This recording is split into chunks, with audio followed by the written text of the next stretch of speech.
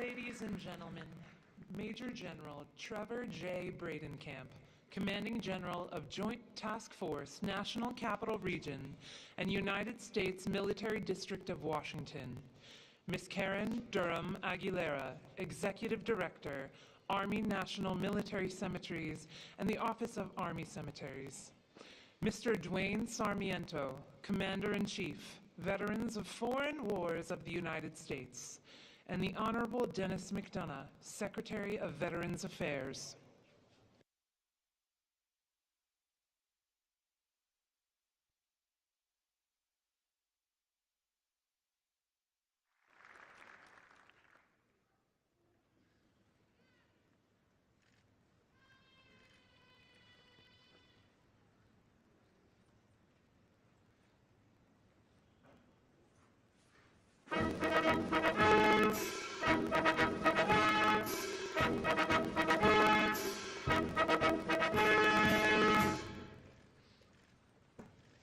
Ladies and gentlemen, the President of the United States.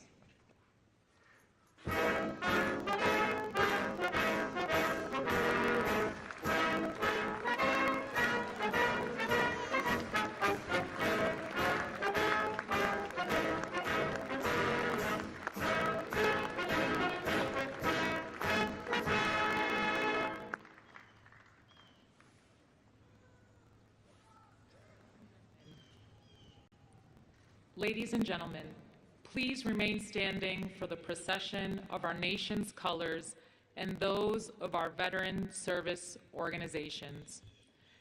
As we march on the colors, the United States Air Force Band will play the national emblem march. Please place your hand over your heart or render a hand salute.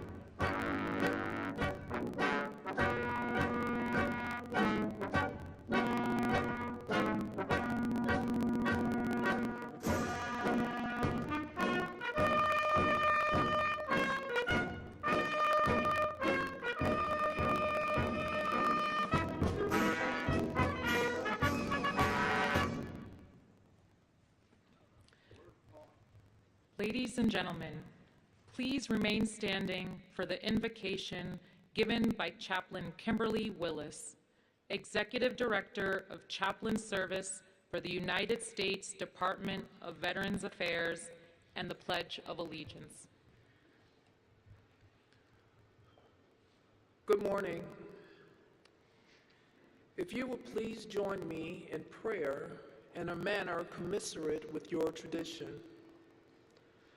Sovereign and faithful God, we thank you for meeting us in this discrete time in history on these hallowed grounds of the Memorial Amphitheater, where we are honored to gather in community and solidarity to celebrate and remember the generations of faithful and honorable armed forces members who have given so much of themselves so that we can stand freely in the rays of your sunlight. They, bound by a common sense of duty, courage, and optimism, unwaveringly committed themselves to be an example to the nation and nations of service before self, as they steadfastly stand on the wall, protecting us from all threats, foreign and domestic. It is their vigilance which enables the enduring shining light of liberty for every man, woman, and child without exception. Their service, O God, has come with a cost that we don't know how to measure. And so we ask that we remember those who are no longer with us, those who are suffering with physical and invisible wounds, and those who are yet to come home. We pray that you, the God who sees, hears, and is filled with compassion, extend your gracious hand of comfort to lift heavy hearts, minds, and spirits. God, we pray that each of their sacrifices serves as a clarion call to each of us that freedom is not free, and we too must sacrifice to ensure that democracy defeats every threat of tyranny. We do this together, intentionally, transcending that which would serve to separate us. We pray that you, O God, extend your righteous hand towards our service members who are currently deployed. Bring them back home to us safely. God, we pray for our families who carry the burden of the pain of their service member, and we pray for veteran service organizations who tirelessly work to advocate for the needs of veterans, their families, and their caregivers, connecting the most vulnerable to needed services. Bless the Department of Veteran Affairs, who daily serves as your hands and feet to heal and comfort, to support and build, and honor and hold our veterans' sacred trusts. God, we beseech you now to endow our nation's leaders with divine wisdom, protection, and health as they uphold their duty to ensure the rights to life and liberty for all of our citizens. Finally, may God bless each of you, and may God bless the United States of America. Now, I'd like to invite Mr. Dwayne Sarmiento, Commander-in-Chief, Veterans of Foreign Wars of the United States, to lead us in the Pledge of Allegiance. Please join me in the Pledge of Allegiance to the flag of the United States of America. I pledge allegiance to the flag of the United States of America and to the republic for which it stands, one nation, under God, indivisible, with liberty and justice for all. Please be seated.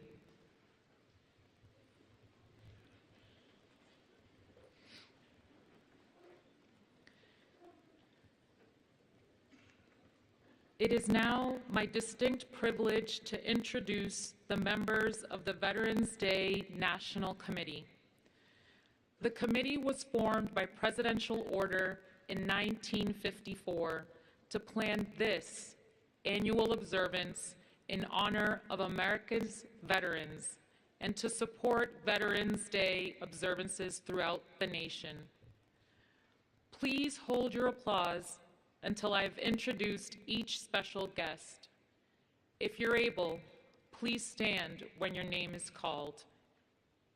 Mr. Duane Sarmiento, Commander-in-Chief, Veterans of Foreign Wars of the United States.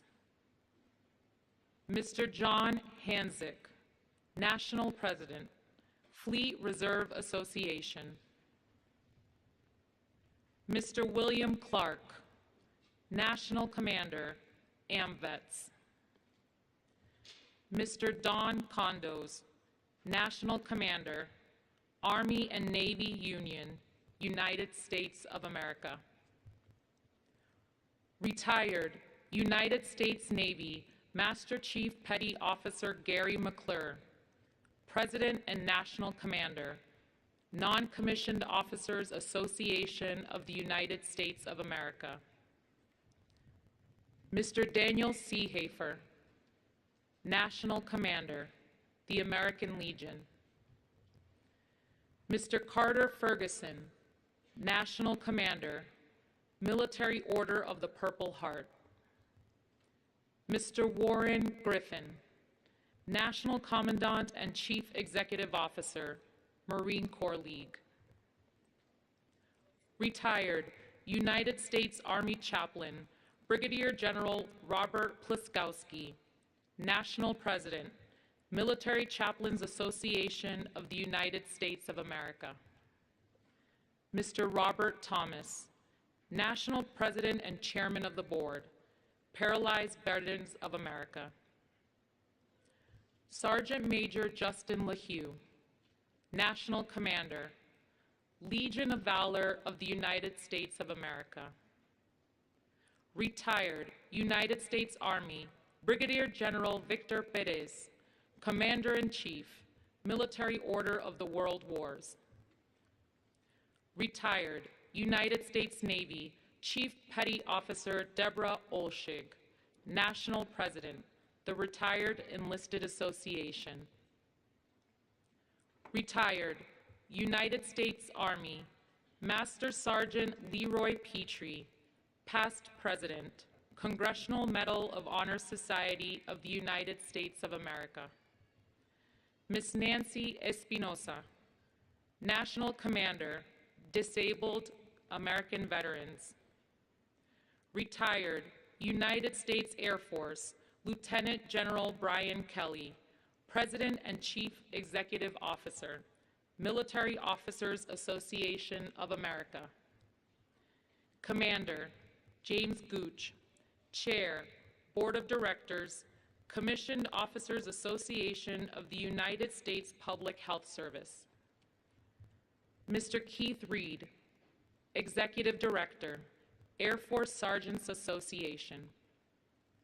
Mr. Stephen Wojciechowski, State Commander, Polish Legion of American Veterans of the United States of America. Mr. Jeffrey Brodeur, National President, Korean War Veterans Association of the United States of America. Mr. David Rodriguez Sr., National Commander, American GI Forum of the United States. Mr. Lawrence Wolf, National Commander, Catholic War Veterans. Mr. Donald Overton Jr., Executive Director, Blinded Veterans Association. Retired United States Army, Colonel Barry Lachinsky, National Commander, Jewish War Veterans of the United States of America. Dr. Wayne Reynolds, National Treasurer, Vietnam Veterans of America. The associate and emeritus members of the committee are located to my front right. I'd like to ask the presidents and national commanders who comprise our associate and emeritus membership to stand and be recognized. Ladies and gentlemen, please join me in recognizing our veterans' national leadership with your applause.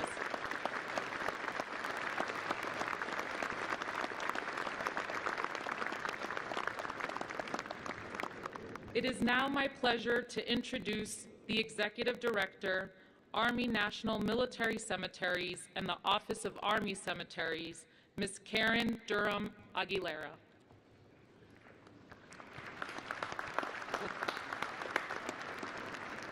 Hey, good morning. What a beautiful day. And yes, every day is a beautiful day here at Arlington National Cemetery. On behalf of the Secretary of the Army, Honorable Warmoth, and the dedicated men and women who serve here, welcome to Arlington National Cemetery.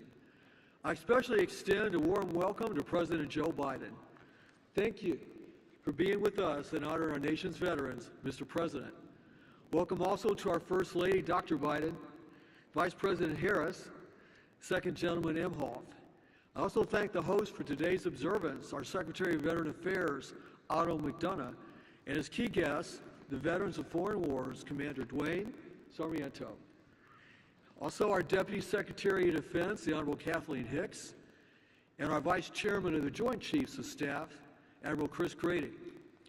Welcome also to all of our visiting dignitaries, Cabinet Secretaries, Service Secretaries, Service Chiefs, our veterans and families, and everyone watching across the nation. Thank you for being here with us. We are gathered here today at the very heart of our nation's most hallowed grounds to celebrate and honor our military veterans. The theme for Veterans Day this year is service. I can think of no better way to describe our veterans. Their selfless service is the very reason we are here and that we exist as a nation. United States soldiers, sailors, airmen, Marines, Coast Guard men, and Space Force Guardians have tirelessly served across the world, and they continue to do so every hour of every day. Our nation's veterans raise their right hands to serve. Veterans Day offers a special opportunity to reflect upon that oath of service. Our mission here at Arlington National Cemetery is to always honor and remember their selfless legacies. We teach an estimated 4 million visitors yearly about service and sacrifice through our extensive education programs and historical tours. We also invite visitors to witness the solemn changing of the guard at the Tomb of the Unknown Soldier and to participate in wreath ceremonies that pay homage to the unknowns and all service members who gave their lives for our country. We here at Arlington National Cemetery are honored and humbled to serve here and care for their veterans in their final resting place. We are the home for nearly 450,000 of our veterans and their families. For those who have loved ones laid to rest here, know that we will always care for them and honor their service. This is the heart of our mission, and we talk about that every day. I also profusely thank spouses, parents, family members, Gold Star community for your dedicated support to your loved ones who have served and are currently serving. For our veterans, you are in service and sacrifice to a grateful nation. But today and every day for over 159 years at Arlington National Cemetery, we are in service to you. Again, welcome to Arlington National Cemetery. Thank you.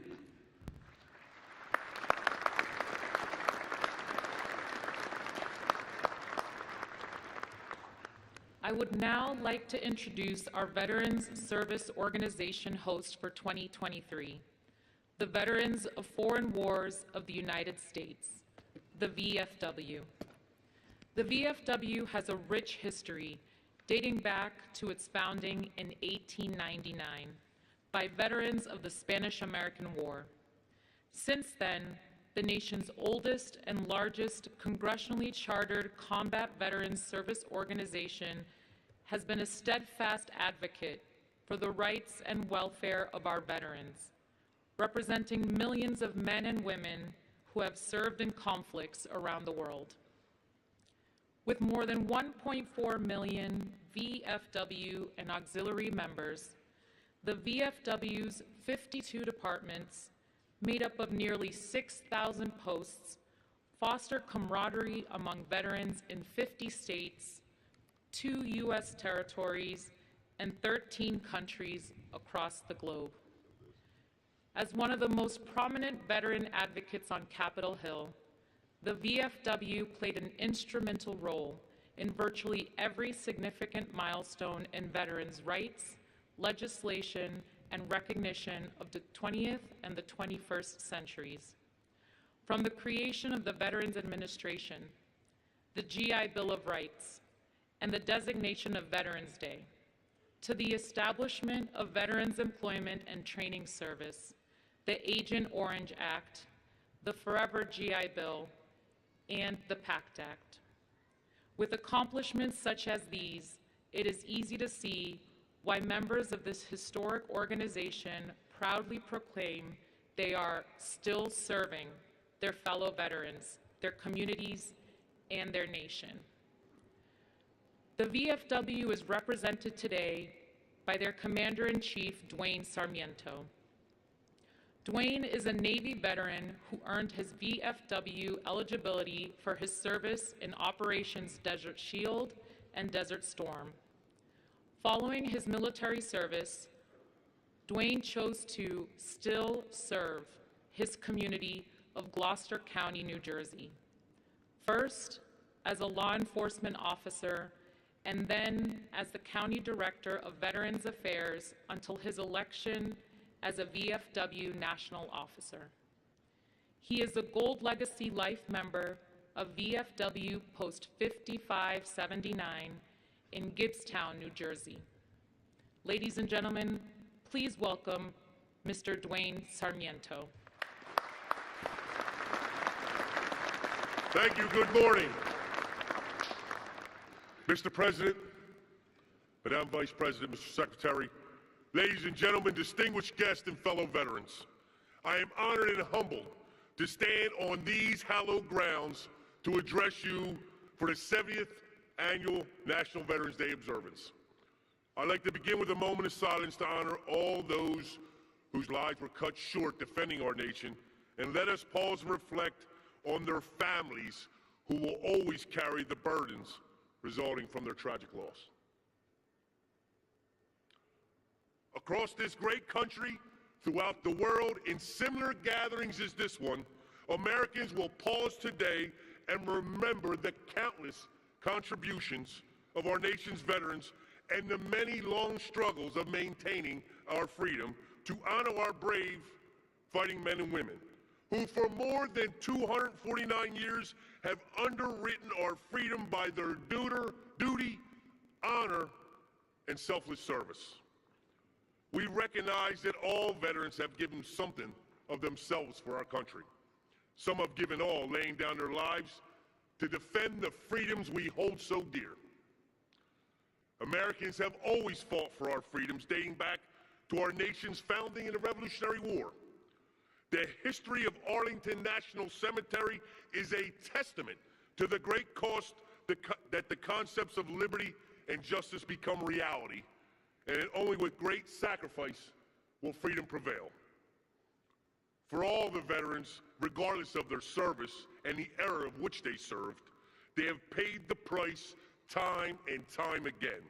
They have defended America through the best of times and through the worst of times, and they have performed their duties tirelessly. Each page of America's history is etched with the sacrifice of our armed forces. On each page, the legacy of their accomplishments is written. As much as we owe a debt to veterans of past conflicts, we owe a tremendous amount to today's generation of veterans. As I stand here today, America's best and brightest are deployed to all corners of the world in defense of the freedoms our veterans have earned us. We pray for their safe return and stand ready to support their families while they are away. For too many Americans, today's just another day, right? It's a day off from work, it's a sale at the store, it's recognized as just another holiday. But nevertheless, we have the opportunity to express our gratitude to the men and women who have done their duty to our nation through their military service. Every American, no matter where they live, no matter what they do, reaps the benefits of their service. To paraphrase the great Thomas Paine, those who expect to reap the blessings of freedom must undergo the fatigue of supporting it. So I stand in this solemn place. We must reaffirm our pledge to remember and honor the sacrifices of all veterans, to advocate for their well-being, to ensure they receive their benefits without having to pay more than the service they've already paid for. Let us remember the principles upon which this great nation was founded: liberty, justice, and the pursuit of happiness. Let us remember our responsibilities to protect and preserve these ideals, just as our veterans have done with their unwavering dedication. And always remember, the price of freedom isn't free. You know, I look in the audience to the young people out there. Some of you are going to raise your hand and join the tens of thousands every year and wear our nation's uniform. You'll defend our way of life, and you'll defend the freedoms that we so cherish. Thank you for allowing me to speak to you and share this special day with you. From the bottom of my heart, thank you for showing the support to our heroes, past and present. It is now a privilege to welcome the Secretary of Veterans Affairs, the Honorable Dennis McDonough.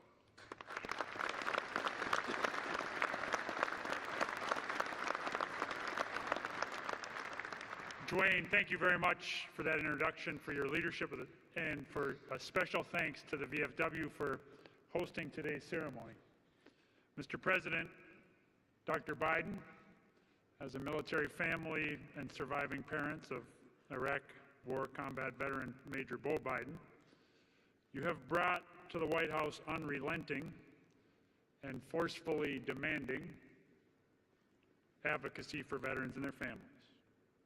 Madam Vice President, Mr. Imhoff, Chairman and Marine veteran Mike Bost, Ranking Member Mark Takano, most importantly to all the veterans here today, your families, caregivers, and survivors, good morning.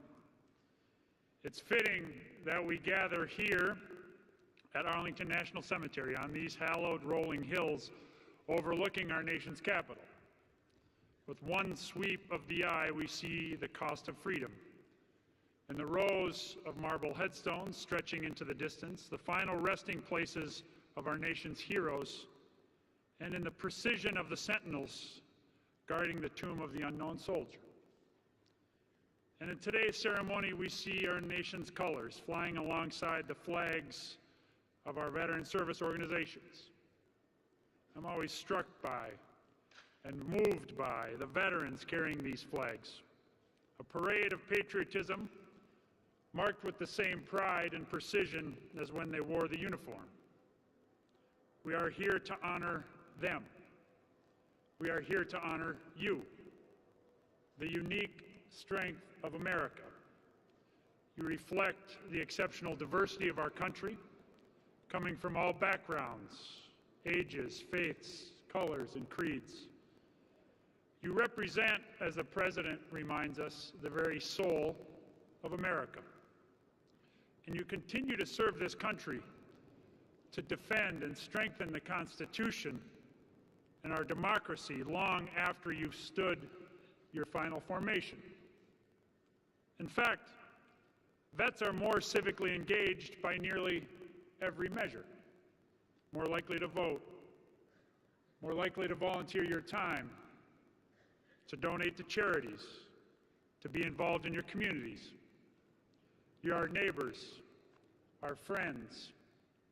You're our pastors, cops, firefighters, teachers, business leaders, local leaders, coaches, loved ones. There are vets whose names we know, and others whose names we may not, but whose impact resonates in the heart of every community across this great country, which is stronger because of you. I'm thinking of veterans like David Muniz, a Navy vet from Grand Junction, Colorado, one of VA's more than 1,300 peer specialists trained to help guide vets through recovery from substance use or mental health challenges. David uses his personal experiences to inspire hope as a role model for his fellow vets. and Tammy Barlett of Crownsville, Maryland, who patrolled the Persian Gulf during her time in the Coast Guard. Tammy found a passion in veteran advocacy when she came home. Today, she's a public health expert and VSO leader supporting veterans in higher education. Veterans like Daniel Martin, an Army vet out of Los Angeles, California. After the military, Daniel struggled until he heard about VA's vocational rehabilitation compensated work therapy program, which helped turn his life around. Today, Daniel's the lead carpenter at West Los Angeles VA and a mentor in the very same VA programs that offered him a second chance.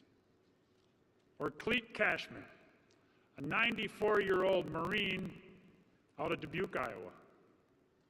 Cleet fought on the front lines during the Battle of Bunker Hill in the Korean War. He lost his best friend in that battle, and Cleet was evacuated after being hit by shrapnel. I met Cleet last week at a meeting in the Dubuque VA clinic. He came to the meeting, he said, because he wanted to be part of any group that's figuring out how to help other veterans. As is the case with every Marine vet, he wasn't there for himself, he came for others. There's just too much hate, he said. We need more love. And Tahina Montoya, our MC for today's event. Tahina has two jobs. One as an Air Force reservist, one serving veterans at VA. Proudly serving her country in and out of uniform every single day. Veterans helping veterans, always there for each other, always thinking of their country, never leaving behind a fellow vet, and continuing to strengthen our democracy. There's nothing better. It speaks to your sense of duty, your devotion to one another, and to our country. And at VA, we will stop at nothing to serve you every bit as well as you have served us, as you continue to serve us, each of us. As President Biden reminded us in his inaugural address, it is our responsibility to those heroes who lie in eternal rest here at Arlington, and to those veterans still living, to ensure that democracy and hope, truth and justice does not die on our watch, but thrives. Mr. President, veterans are answering that call, and we are forever in their debt. With that, it is now my great honor and distinct privilege to introduce the 46th President of the United States of America, Joe Biden.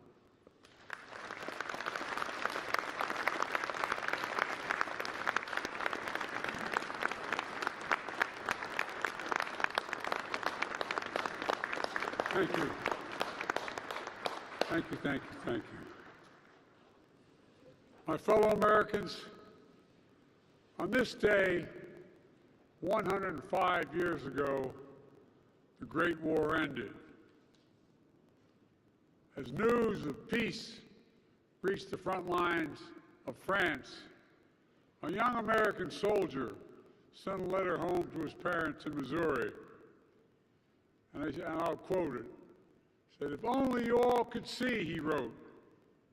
"Fighting stopped, lanterns shine in every window and door." End of quote.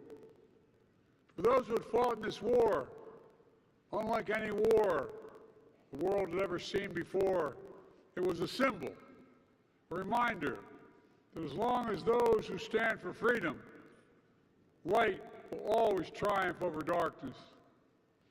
My fellow Americans, Jill, Vice President Harris, Second General Mendenhoff, Secretary McDonough, Secretary Buttigieg is here, Secretary Mayorkas, Acting Secretary Sue, Director Haynes, Deputy Secretary Hicks, Vice Chairman Grady, and most importantly, our veterans and service members, and equally as important, their families. We come together today to once again honor the generations of Americans who stood on the front lines of freedom, to once again bear witness to the great deeds of a noble few who risked everything, everything, to give us a better future. Those who have always, always kept the light of liberty shining bright across the world. Our veterans. That's not hyperbole. Our veterans. Every year, on the 11th hour of the 11th day of the 11th month, we gather in this sanctuary of sacrifice to pause, to pay tribute to these patriots of the greatest fighting force in the history of the world. As Commander-in-Chief, I have no higher honor. As a father of a son who served, I have no greater privilege. Like it's for so many of you, Veterans Day is personal to Jill and me. On this day, I can still see my son, the Attorney General of Delaware, standing ramrod straight as I pinned his bars on him the day he joined the Army National Guard in Delaware. I can still feel the overwhelming pride in Major Bo Biden receiving the Bronze Star, the Legion of Merit, and the Delaware Conspicuous Service Cross. We miss him. I can still hear my wife, Jill, every morning she got up to go to school to teach, praying over a cup of coffee during the year he was deployed to Iraq, and 6 months before that he was a civilian overseas. And like it was yesterday, I can still hear what he told me when he signed up to serve.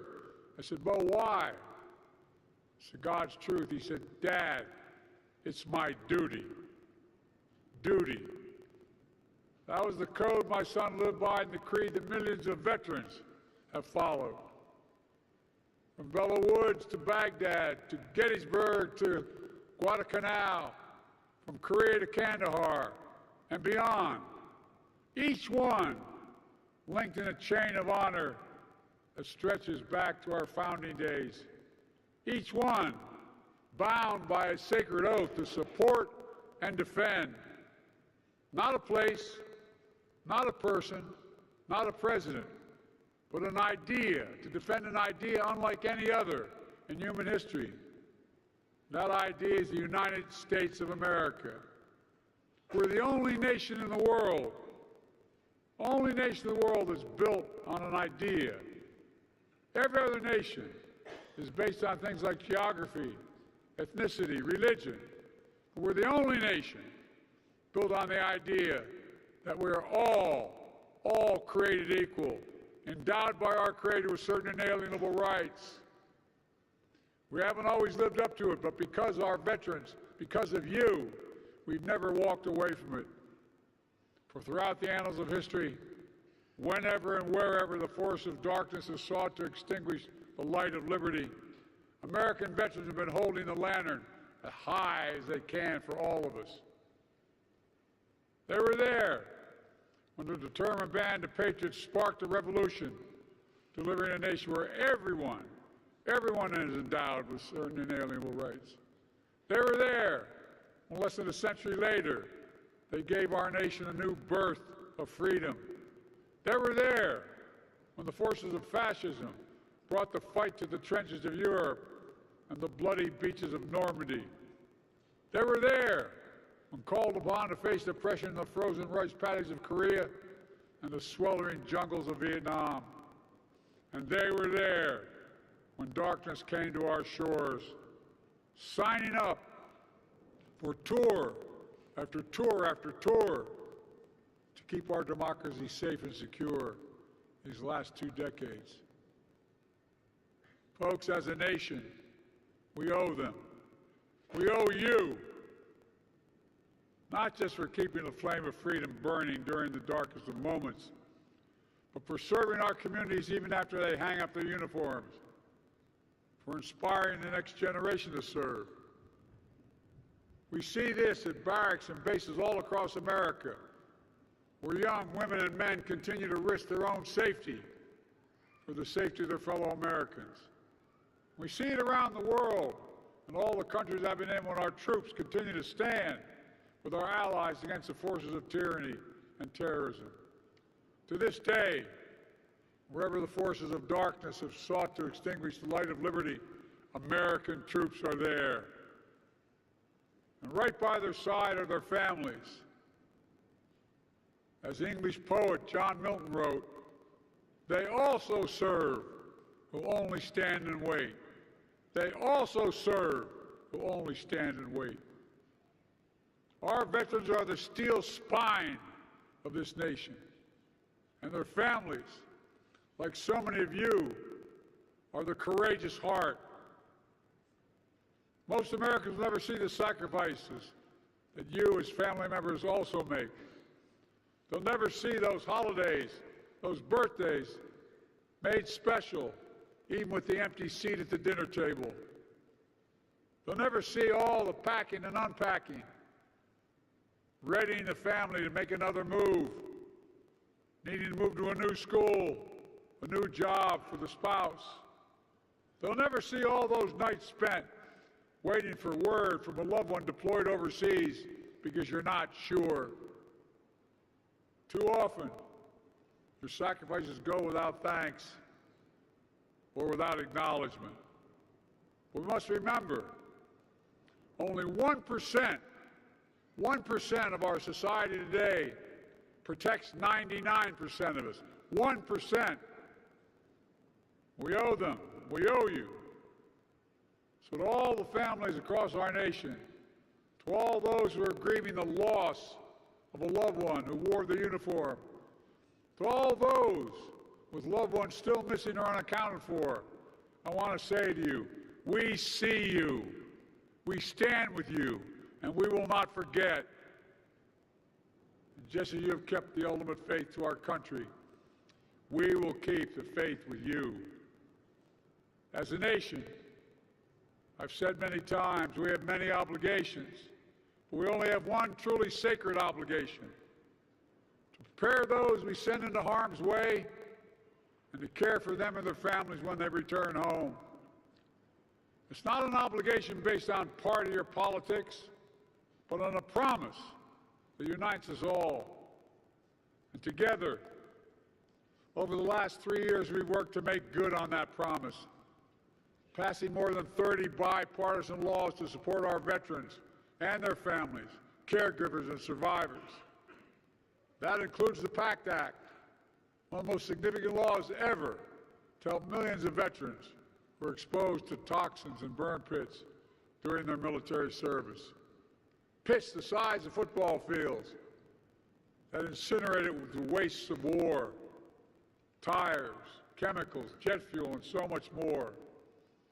Too many of our nation's warriors have served only to return home to suffer from permanent effects of this poisonous smoke. Too many have died. In the 15 months since we wrote and signed the PACT Act, 500,000 veterans and their surviving family members have already started receiving benefits. But far, far too many are still not getting what they need, the care they deserve. That's why I'm proud to announce that any toxin-exposed veteran who served in any conflict outlined in the PACT Act will be able to enroll in VA health care starting March of next year. We're not stopping there.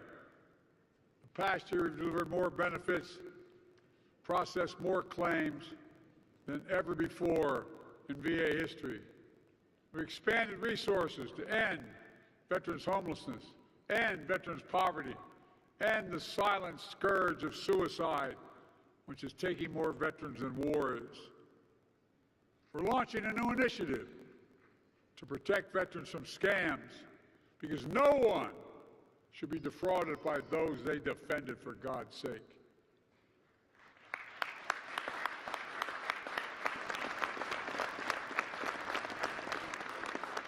Through Jill's work and others in joining forces, we've also announced the most comprehensive set of actions in our nation's history to strengthen economic opportunity for military and veteran spouses, caregivers, and survivors. And this year, as we marked 75 years of a desegregated military, 75 years of women's integration in the military, and 50 years of an all-volunteer force, we've doubled down on our efforts to ensure all troops, all veterans, get the services they need, and that no veteran is denied the honor they earn because they were discharged for being LGBTQ+.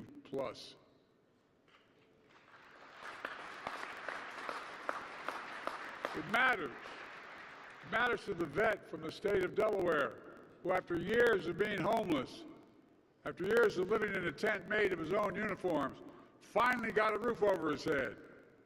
It matters to the vet in Arkansas, who after answering duty's call on 9/11, after dealing with debilitating post-traumatic stress for years, finally is able to receive tailored mental health care that has changed his life.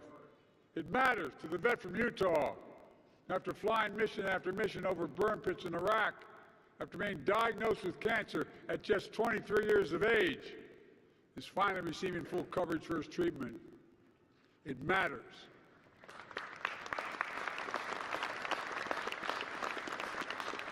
It matters to the vet from Florida who is being exposed to Agent Orange in Vietnam after applying and being rejected for benefits 4 times. Finally, as he wrote to me in a letter, quote, is able to get by a little easier now. Today, we gather not only to honor these stories, but the stories of all veterans. For it's a story of our nation at its best, a nation that stands as one to forge a better future for all, a nation that faces down fear generation after generation, a nation that meets darkness with light again and again and again.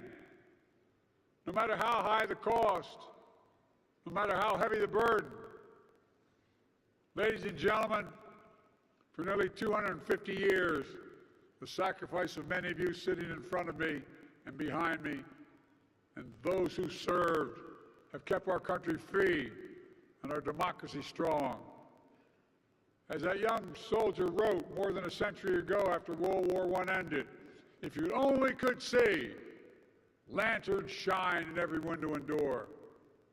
Today, we not only see that light of liberty, we live by it. And just like our forebears, it's on all of us together, to ask ourselves, what can we do? What must we do to keep that light burning? To keep it shining in every window and door for generations to come? I know we can. I know we will. Because as our veterans know best, we are the United States of America. And there's nothing beyond our capacity.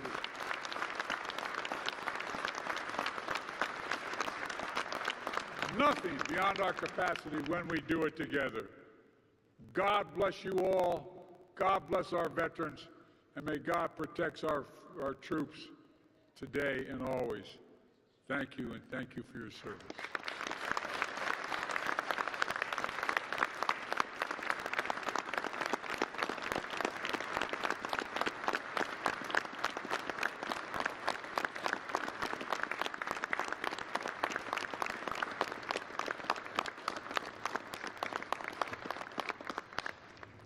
Ladies and gentlemen, please stand and join the United States Air Force Band and singing sergeants in singing God Bless America.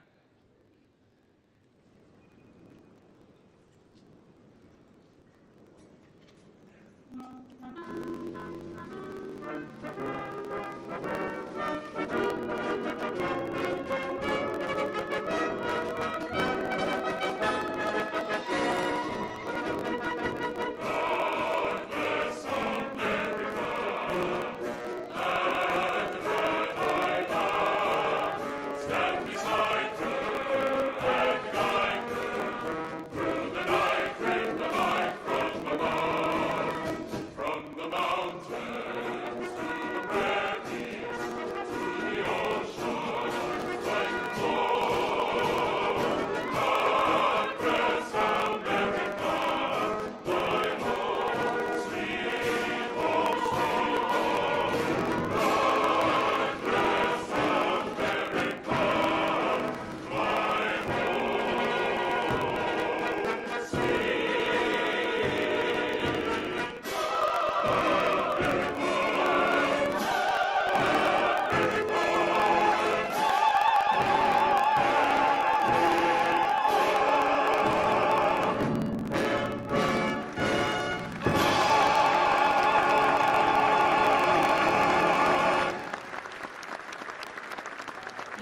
gentlemen, please remain standing as we retire the colors. Please place your hand over your heart or render a hand salute. Retire the colors.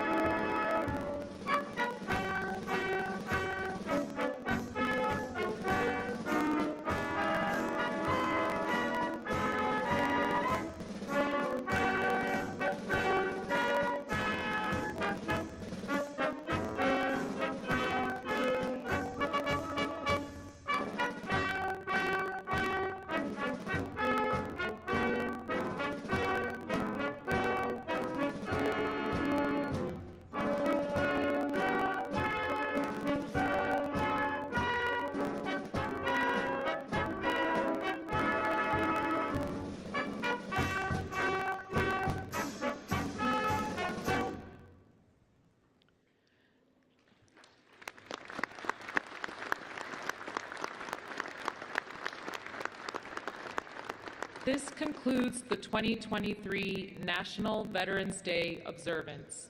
Please be seated for the departure of the President of the United States and the official party.